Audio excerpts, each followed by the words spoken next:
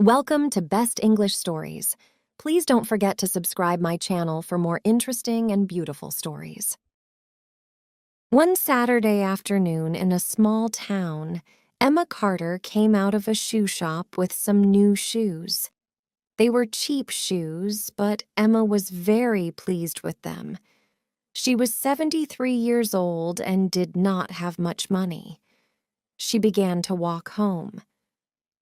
A nice cup of tea, she thought, and then I can go for a walk in my new shoes. It was a quiet town, and there was nobody in the street. Suddenly, Emma heard something behind her. She did not have time to look, because just then somebody ran up behind her, hit her on the head, and snatched her bag out of her hands. Emma fell down on her back. Then she looked up and saw a tall young man with long, dirty brown hair. He stood and looked down at her for a second. Then he ran away with Emma's bag under his arm. "Help! Help!" Emma cried. But nobody came, and after 2 or 3 minutes, Emma slowly got up and went to the nearest house. The people there were very kind. They gave Emma a cup of tea, and soon an ambulance came and took her to hospital. At the hospital, a doctor looked at Emma's head and back. "You're going to be okay," he said. "Just take it easy for a day or two. Can your husband help you at home?" "My husband died 8 years ago," said Emma. "There's only me at home." "Well," the doctor said, "we don't want you to feel ill and fall downstairs at home, so I think you must stay in hospital for tonight and perhaps tomorrow night, too." Later, a policeman came to the hospital, and Emma told him about the bag snatcher. "Did anybody see this young man?" he asked. "I don't know," said Emma. "But there was nobody in the street when I called for help." "Oh, dear," the policeman said. "What was in your bag?" Do you want to speak English with confidence? Well, italki is your ideal solution. With italki, you can enjoy one-on-one English lessons with top-notch native teachers. No more struggling through generic lessons. And here's the best part. There is no subscription fee, no commitments. You can book your lesson with any teacher you want, and lessons start from just $5. It's so cheap anyone can afford, and you are paying only for the lessons you take, no any other fee. That's amazing. Do you know what makes italki best for English learners? It offers one-on-one lessons with high-quality native speakers in 150 languages. You can book a teacher who can speak your native language too. In this way, it will be easy for you to learn English from him. And here's the kicker. italki allows you to customize your lesson. You can book your lesson when you want it. Means there is no scheduled classes or lessons. It's totally in your hand whenever you want your lesson. Other English learners like you have shared their success stories. They have found italki to be a game changer, offering the opportunity to speak with native English teachers and practice real-life conversations. If you want to try italki, I have a small gift for you. By using the promo code BES5, you will get $5 credits when you spend $10 on your first English lesson. Click the link below to start your journey with italki today. But hurry, these discounts are only available for the first 50 users. Don't miss out. Learn English the italki way. "A little money and a lottery ticket," said Emma. "I buy a ticket every Saturday. Then on Saturday evening, I watch the lottery on television. I always have the same numbers: 5, 12, 23, 24, 38, 41. All those numbers are important to me. I was born on 5th December 1923. I lived at number 24 Sandwich Road for 38 years. "Yes, yes," said the policeman. I understand. He wrote everything down in a little black book. Did you see the man's face? He asked. Yes, said Emma. I did. I fell on my back and he looked down at me for a second, so I saw his face. The policeman opened a small bag. In it, there were a lot of pictures of eyes and ears, hair and mouths. I need a picture of the man's face. Can you help me? He said. Yes, said Emma. He was tall, and he had long, dirty brown hair. He wore blue trousers and a white shirt with a picture of a footballer. He had brown eyes. Carefully, she took the small pictures and made a big picture of the young man's face. She checked the picture carefully. What color were his shoes? Asked the policeman. Shoes. Suddenly, Emma remembered her new shoes. Where were they? She told the policeman about her shoes, but then she began to cry and could not stop. A nurse came up to Emma's bed. Please go now, she said to the policeman. Mrs. Carter needs to sleep. Jason Williams came home and sat down on his bed. He was 22 years old. He lived with his father and mother in 3 small rooms at the top of a tall building. Every day he went out, but he did not go to work.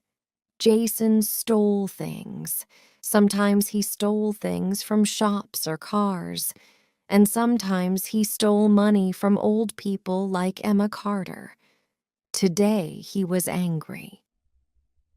I took that old woman's bag, he thought. What did I get? £2, 74 pence, and a lottery ticket. And it was an old, cheap bag, too. Jason knew about lottery tickets. He bought 5 tickets every weekend. He put Emma's lottery ticket in his pocket and forgot about it.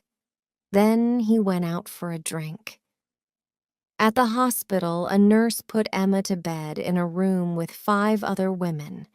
There was a television in the room, and at 8 o'clock, everybody watched the lottery. For a minute, Emma watched too, but she felt very tired, and soon she closed her eyes and slept. So she did not hear the winning numbers for that week's lottery.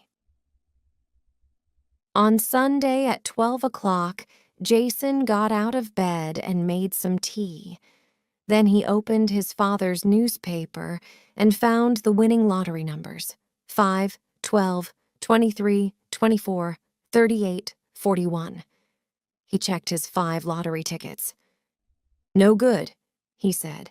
Then he remembered the old woman's ticket and checked those numbers too: 5, 12, 23, 24, 38, 41. He checked them 3 times. 6 winning numbers. I'm a winner, he said. He kissed the ticket. Then he ran into the living room and kissed his mother. Here, what's the matter, Jason? Said Lily Williams. Jason sometimes hit her, but he did not usually kiss her. Her cigarette fell out of her mouth. The lottery. I'm this week's winner, Mum.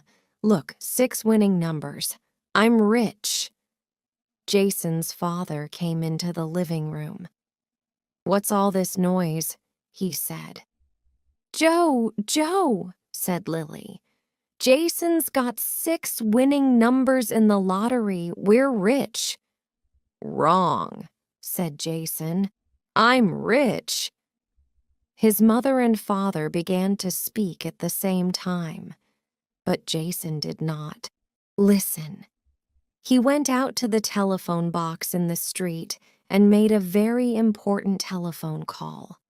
On Monday morning, a policeman came to the hospital with Emma's new shoes. A little girl found them in the street and took them to the police station, he said. How kind of her, said Emma. We found your bag, too, said the policeman. But there's nothing in it, Mrs. Carter. I'm sorry. It doesn't matter, said Emma. I'm very pleased to have the bag. My son gave it to me a long time ago. He lives in Australia, but he telephones me every week. And now I've got my new shoes, too. Thank you very much. Suddenly, she felt happier. That evening, an ambulance took Emma home. She made a cup of tea and sat down to watch the television news. The newsreader smiled into Emma's living room. And now for this week's lottery winner. The winning numbers were 5, 12, 23, 24, 38, 41. And here is the man with the winning ticket, Jason Williams. Jason is 22 and now he's a rich man. He's got a check from Sunshine Lotteries for £5 million. That's a lot of money. Well, Jason, how are you feeling tonight? Wonderful. And what are you going to do with your money? Oh, I'm going to buy a house with 50 rooms and a big expensive car. I'm going to go to New York, Miami. Emma looked at the young man on the television. Jason Williams had a big smile on his face, but he had long, dirty brown hair, brown eyes. Emma sat up quickly. That's the man, she thought. I remember his face. He hit me and snatched my bag and stole my lottery ticket, my winning ticket, with my winning numbers. She got up and went to the telephone. Hello, police? She said. At 10 o'clock on Monday night, Jason was a very happy man. He was in a big room in a hotel with a lot of people in beautiful clothes. There were television cameras, reporters, people from Sunshine Lotteries. Everybody had a drink in their hands, and a girl went round the room with a bottle of champagne. Have some more champagne, she said to Jason. Jason's face went very red. He snatched the bottle and took a long drink. The champagne ran down his new blue shirt. He laughed. Kiss me, he said to the girl. Suddenly, the door opened and 2 men came in. Hello, said Jason. Come in and have some champagne. It's okay. Sunshine Lotteries are paying for it. But the 2 men were not interested in champagne. They were policemen. Everybody stopped talking and looked at them. Is Jason Williams here? One of the policemen said. That's me, said Jason. What do you want? We'd like to ask you some questions, Mr. Williams, at the police station. Come with us, please. On Tuesday morning, Jason was tired and unhappy. He was in a small room at the police station, and there were 2 policemen in the room with him. One policeman stood by the door and watched and listened. The second policeman sat at a table and asked questions. Questions, questions. The same questions again and again.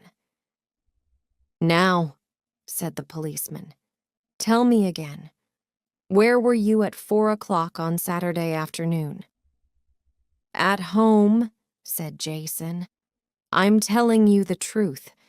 Ask my mother and father. I didn't steal anything.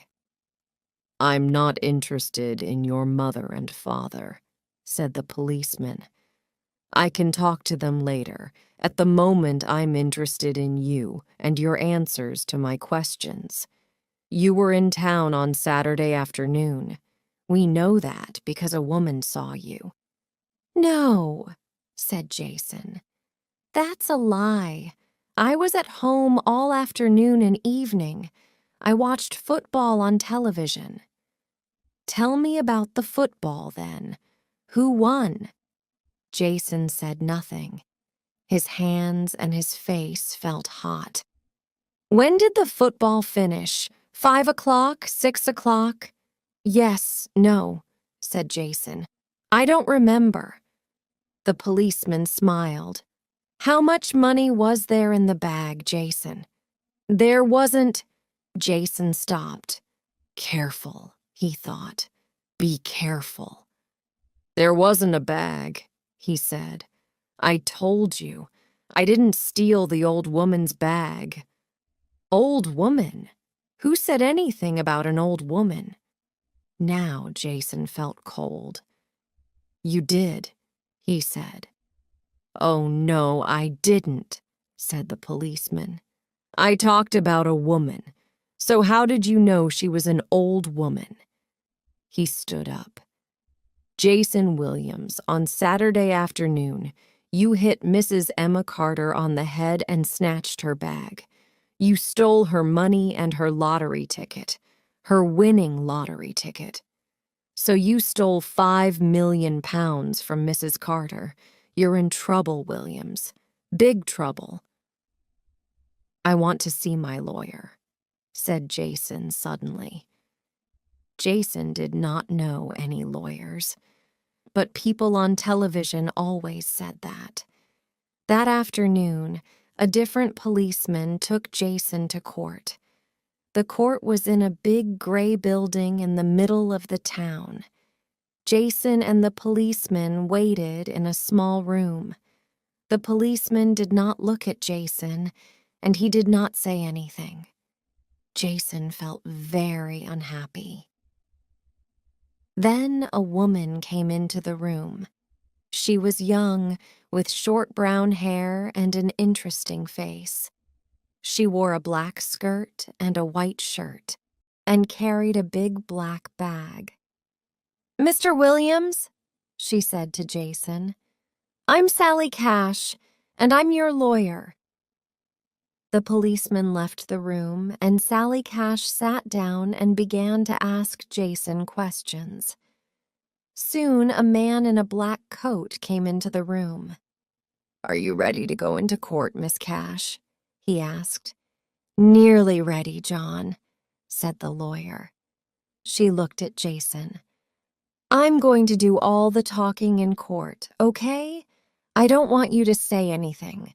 Nothing important is going to happen today. They're going to send you to the Crown Court. That's a more important court." "When?" asked Jason. "Soon." "Can I go home tonight?"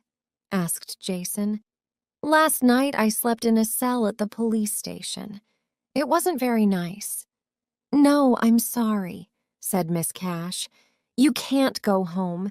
You see, you're a rich man now.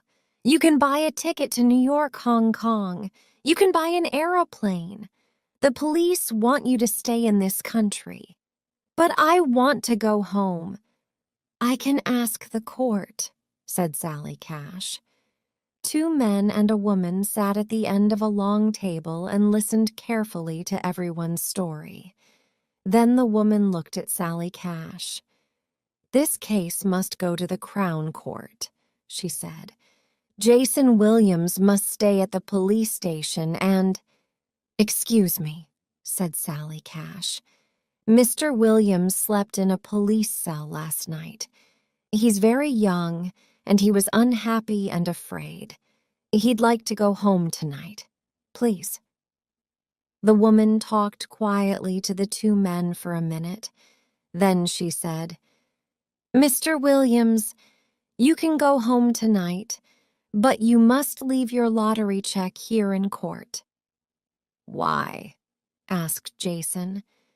"We don't want you to run away, Mr. Williams. Now listen carefully. You must live at your parents' house. Don't leave the town. And every morning at 10 o'clock you must go to the police station. Do you understand?" "Yes," said Jason. When Jason got home, his mother was very excited. "We saw you on the news last night," she said, "with your check for £5 million. You're rich and famous." "I'm in trouble, Mom," said Jason. "Please phone the police. Say, my son was at home on Saturday afternoon. He watched the football on television. Please." "I can't say that," said his mother. "It isn't true." "Would you like £10,000? Asked Jason suddenly. "No," said Lily Williams. "I always tell the truth." "20,000, said Jason. "Why do you want me to tell a lie to the police?" asked Lily. "What did you do on Saturday afternoon?" She looked at Jason. "You did something bad. Is that it? And now you want me to tell a lie for you. But I don't tell lies." 30,000, said Jason. "Please, Mom, help me. I slept in a police cell last night and I was in court this afternoon. Now they're going to send me to the Crown Court. Mom, £30,000. Think about it." "Okay, son," said Lily Williams slowly. "For £30,000, I think I can tell a lie. But what did you do on Saturday afternoon? Tell me." "Nothing," said Jason. "I didn't do anything." "So why are they sending you to the Crown Court?" Jason didn't answer, and his mother looked at him. "And what about your dad? He was at home on Saturday afternoon. You weren't, and he knows that. What do you want him to say to the police?" Okay, said Jason. "Dad can have £30,000 too, but not today. My lottery check is at the court and I've only got £2 in my pocket." Jason did not sleep well that night. On Wednesday morning at 10 o'clock, he went to the police station. "I'm here," he said. "You've got a visitor," said the policeman. "It's your wife. She wants to see you." Jason's mouth opened. "My wife," he said. "But—" The policeman opened a door and called, "He's here, Mrs. Williams." A young woman came into the room. "Hello, Jason?" Fiona Williams was small and fat. She had long yellow hair and a big red mouth. She looked at Jason, but she talked to the policeman. "Jason is my husband," she said. "Our son was born 2 years ago. His name's Jack. I loved Jason, but he wasn't very nice to me. Sometimes he hit me. One night he broke 2 of my teeth. Then the baby was ill and cried a lot. Jason hit him too. Jack was only 2 months old and Jason hit him, a little baby." "That's a lie," said Jason. "I didn't—" "Oh, yes, you did," Fiona said. She spoke to the policeman again. "So I left him and took the baby with me. Jason didn't look for us. He didn't want us, and he never gave me any money for our son. He went home to his mother and father, and he forgot about little Jack and me. I forgot about Jason, too. Then I saw him on television with a check from Sunshine Lotteries for £5 million.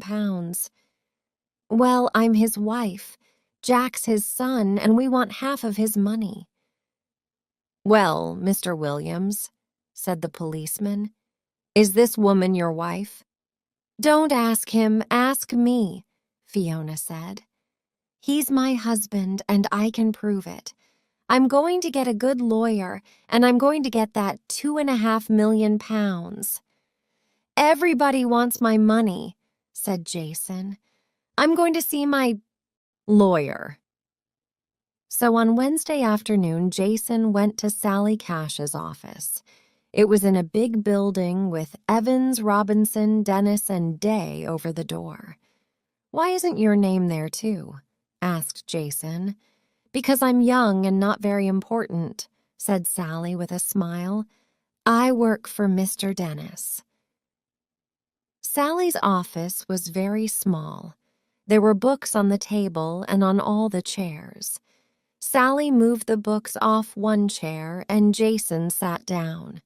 "So, Jason," Sally said, "you have a wife and son." "How do you know that?" said Jason. "Your wife's lawyer telephoned me this afternoon," said Sally. "Your wife wants some of your lottery money.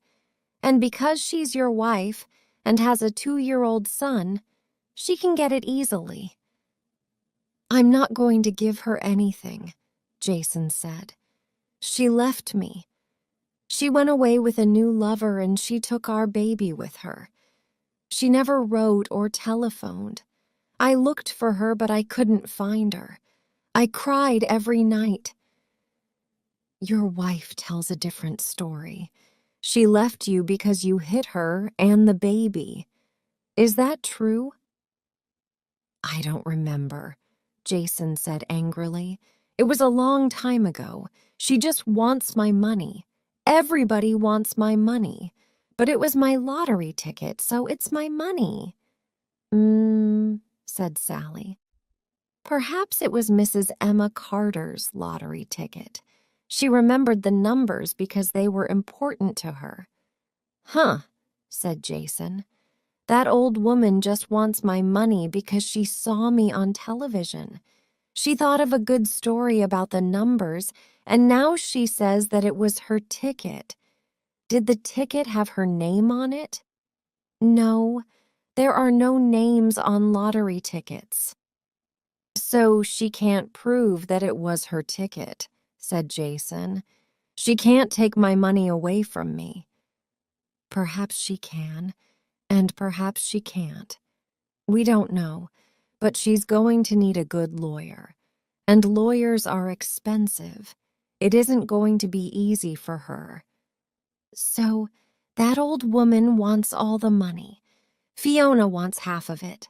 My mom wants 30,000 pounds. My dad wants 30,000 pounds. "You're forgetting me," said Sally. "I don't understand," Jason said. "I told you, lawyers are expensive, and I'm doing a lot of work for you. You can't pay me now because your check is at the court. But I can wait." "Oh, thanks very much," said Jason. "Very kind of you." Sally smiled. "Now let's talk about the bag snatching." "I didn't do it." Sally looked tired. "Jason, I want to help you, but it's very difficult. Mrs. Carter saw your face in the street, and then she saw you on television. She's going to stand up in the court and say, 'That's the man. He stole my bag, my money, and my lottery ticket.'" "But it isn't true," said Jason. "I was at home. I watched the football on television. Ask my mom."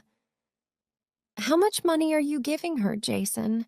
Sally asked quietly. 30,000 pounds, was it?" Jason's face went red. He wanted to hit Sally. She looked at his red, angry face and waited. Then she said, "Jason, in the Crown Court, a lot of people are going to look at you. They're going to think, 'This is a nasty young man. He hits people. His wife, his baby, old women in the street. He steals things. He wins 5 million pounds in the lottery, but he doesn't want to give a penny to his wife and son. And he tells lies. They're not going to like you, Jason, and that's not going to help you. So please, tell the truth. Say that you're sorry, you're young, you can begin again, stay out of trouble, but you must tell the truth to the court." Jason thought for a minute. Then he looked at Sally. "Okay," he said slowly. "Perhaps I took the old woman's bag, But that lottery ticket wasn't in her bag. It's my ticket. I bought it, I paid for it with my money, okay? Sally Cash did not answer. She looked at Jason for 2 or 3 long minutes. Then she said slowly, "Okay, Jason, you stole the bag, but it was your lottery ticket." On Wednesday evening, Simon Carter telephoned his mother. He lived near Sydney with his wife and their 2 children, and he telephoned Emma every week. She told him the story of her lottery ticket. Simon listened carefully and got angrier and angrier. "Is your head okay now, Mom?" "Yes, thank you, Simon, but I'm very, very angry. That young man stole my lottery ticket. Now he's got a check for £5 million, and I've got nothing. I don't want to be rich, but I do want to come to Australia and visit you and Molly and my grandchildren. It's not right, Simon. I had the winning ticket, I paid for it, and that man stole it." She began to cry. "Mom, listen," said Simon. "Go and see a lawyer." "I don't know any lawyers," said Emma unhappily. "Look in the telephone book," said Simon. "There are lawyers in every town." "But lawyers are expensive. I can't pay a lawyer." "I can pay a lawyer," said Simon.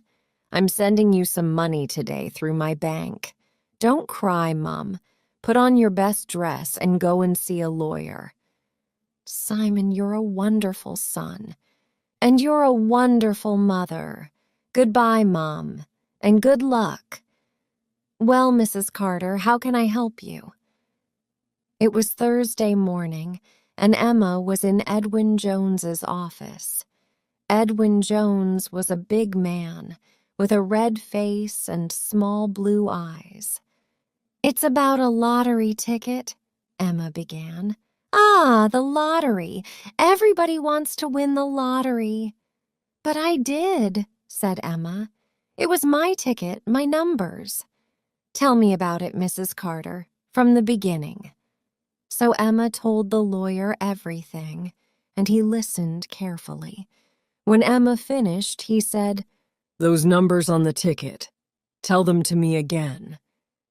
5, 12, 23, 24, 38, 41. "And you always get a ticket with those numbers." "Why, Mrs. Carter?" asked the lawyer. "All those numbers are important to me. I was born on the 5th of December, 1923. I lived at number 24 Sandwich Road for 38 years, and my son Simon is 41 years old." "I see. Well, Mrs. Carter," Mr. Jones said, "what do you want me to do?" "Please talk to Sunshine Lotteries, Mr. Jones. They've got my ticket." "But Mrs. Carter, what can they do? All lottery tickets look the same. People don't write their names on their tickets." "Perhaps it is your ticket, but we can't prove it." "But we can. My ticket's different. Please listen. I always put a little kiss on my ticket. You know, an X. Why do you do that?" "My son lives in Australia with his family. I'd like to visit them, but aeroplane tickets are very expensive. So every week I get a lottery ticket, and I think about Simon and his wife and my grandchildren, and I send them a kiss. Simon's a wonderful son. He telephones me every week. He never forgets." The lawyer smiled. Yes, I understand," he said. "My mother lives in Wales, and I telephone her every week, too. Please go home now, Mrs. Carter. I'm going to make some telephone calls. Come and see me again tomorrow." Jason did not sleep on Wednesday night. On Thursday morning, he got up very early and made some tea. "What am I going to do?" he thought. "They're going to send me to prison because I stole that old woman's bag. But I'm going to say sorry. Sorry to the court, sorry to the old woman, sorry to everybody. Then perhaps I can get out of prison after. What did my lawyer say? Only 18 months. Okay, so I go to prison. But I don't want to lose that £5 million.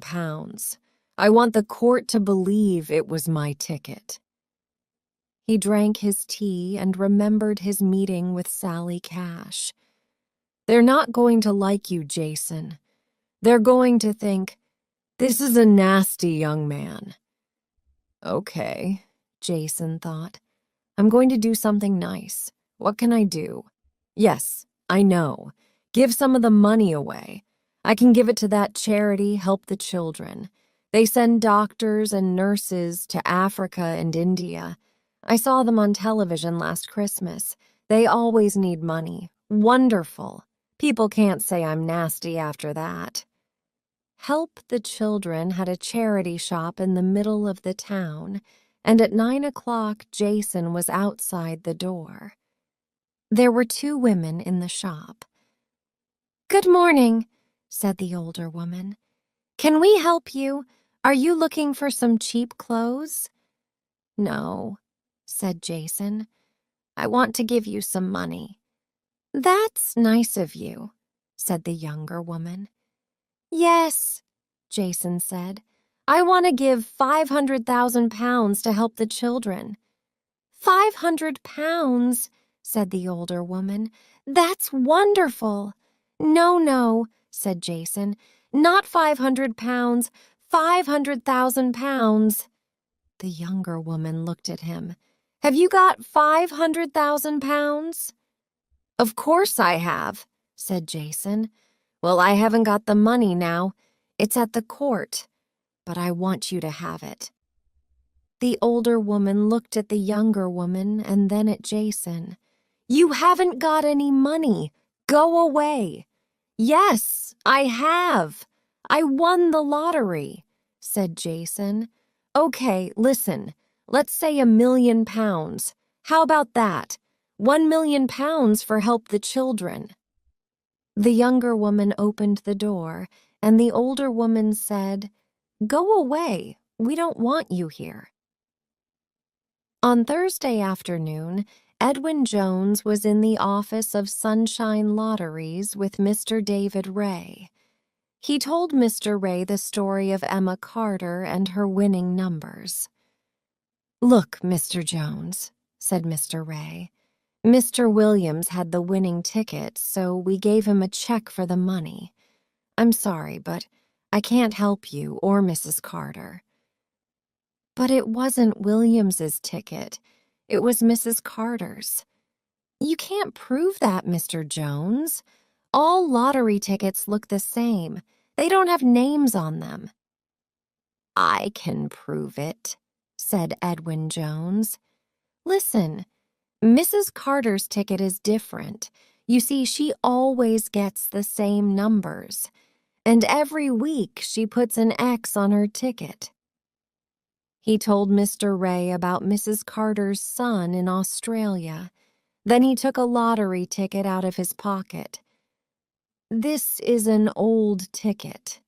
Look, Mrs. Carter always puts an X here. Please, go and look at the winning ticket. Now." Mr. Ray went away and came back 5 minutes later. His face was unhappy. "Well?" said Edwin Jones.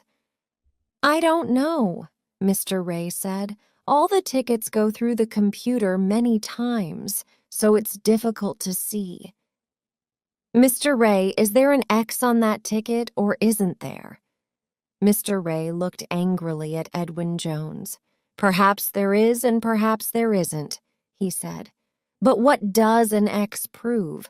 Perhaps hundreds of people write an X on their lottery ticket. Perhaps it's Mrs. Carter's X, but how do we know? Tell me that, Mr. Jones." "I can't tell you, but the police can. Now, Mr. Ray, please call your bank and stop that check. Next, give that lottery ticket to the police. They're going to want it. Mr. Ray looked unhappy. Yes, all right, he said. Then you need a lawyer, said Mr. Jones, because Mrs. Carter wants her money, and she wants it now. On Thursday afternoon, Jason Williams went to Sally Cash's office and told her about Help the Children and the women in the shop. Sally looked tired. Jason, she said, what is all this? I don't want to listen to more lies. I'm telling the truth. I went into the Help the Children shop and they didn't believe me. They said, you haven't got any money, go away. Please telephone them, Miss Cash. I want to give them £1 million. Please tell them that. But, said Sally Cash, but your lottery check is at the court. Yes, I know. But when I get the money, I want to give £1 million to help the children. I thought about it very carefully. I won all this money in the lottery and I want to do something good with it. All those little children in Africa and India. I want to help them. Sally looked at him for a minute. Please, said Jason, please help me. You wanted to help me. You told me that. Okay, Sally said suddenly. I believe you. You want to give away £1 million. She thought for a second. Write a letter to help the children. Write it here, now. Tell them about the £1 million and put your name on the letter. I'm going to put my name on the letter too and take the letter to the charities office now. Okay? On Thursday evening, Sally Cash went home. When she arrived, her husband Colin was in the living room. Hi, Colin said. Did you have a good day? Not bad, Sally said. I'm working on a very interesting case. It's going to be on the news tonight, I think. Let's put the television on. After about 10 minutes, the newsreader said, and now for some news about Sunshine Lotteries. The winner of last Saturday's lottery was Jason Williams. He had the winning ticket, and Sunshine Lotteries gave him a check for £5 million. Now Mr. Williams wants to give £1 million to the charity Help the Children. But is it Mr. Williams's money? Mrs. Emma Carter says that it isn't. This is Mrs. Carter's story. In the town last Saturday afternoon, a young man hit her on the head and snatched her bag, and in that bag was a lottery ticket, the ticket with the winning numbers. Mrs. Carter remembers the numbers very well, she says.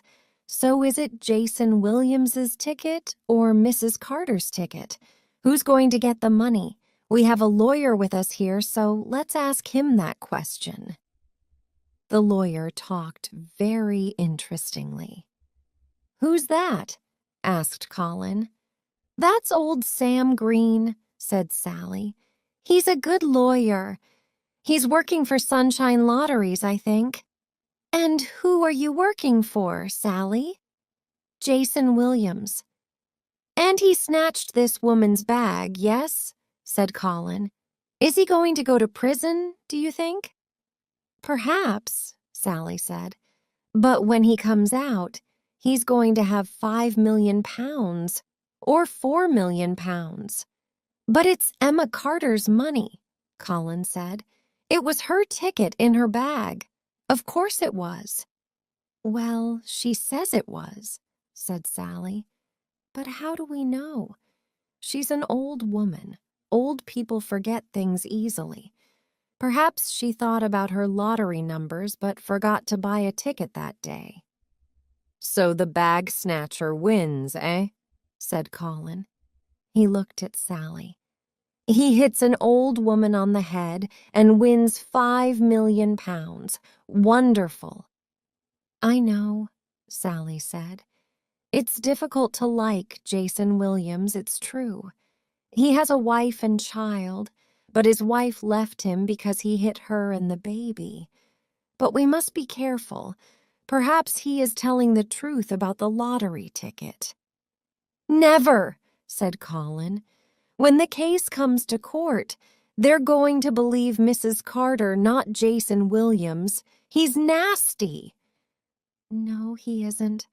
He wants to give £1 million to help the children. People are going to like that. What a nice young man." Colin laughed. "Lawyers," he said. "So who's going to win, Sally?" he asked. "The lawyers, of course. £5 million is a lot of money, and we're going to have a wonderful time. There's a lot of us, you see. There's Mrs. Carter's lawyer, Jason's wife's lawyer, the lawyer for Help the Children, the law, lawyer for Sunshine Lotteries, and me, Jason's lawyer. We're going to talk about it in court for days and days, and lawyers are expensive. When we finish, a lot of that £5 million is going to be our money." Sally smiled happily. "Colin, shall we get a new car? A Mercedes, perhaps?